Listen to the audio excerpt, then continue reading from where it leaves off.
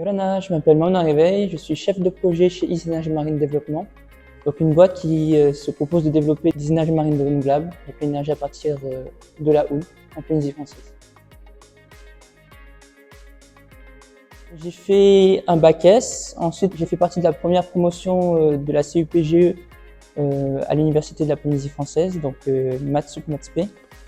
Et j'ai passé mes concours, rentré dans une grande école d'ingénieurs. J'ai fait 3 ans en France et trouvé un travail à la suite de ces 3 ans pour une boîte qui est basée à Nantes, et travaillé ici en Polynésie française. Donc moi je suis chef de projet.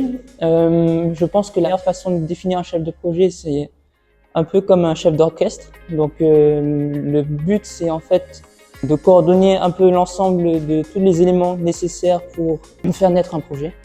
Donc que ce soit des études, de la prospection, au développement, à la construction. Et donc le travail consiste à pas forcément être expert dans un domaine, mais avoir des compétences dans beaucoup de domaines pour pouvoir comprendre et travailler ensemble.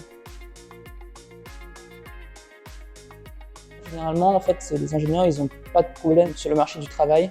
On est très demandé un peu partout. Après, cela dépend de la spécialité qu'on prend. Alors moi, j'ai fait ingénieur généraliste avec une majeure en énergie et environnement. Et donc, c'est quelque chose qui marche bien un peu partout dans le monde, je pense.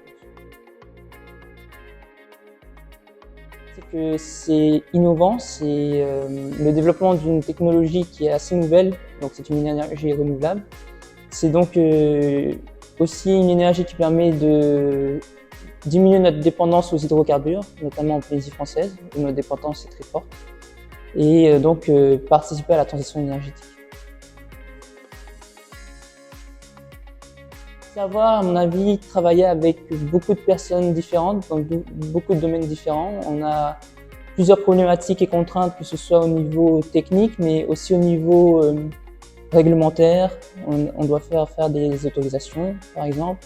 Donc il faut aussi, bien entendu, tenir un planning, bien mener les études et tout ça.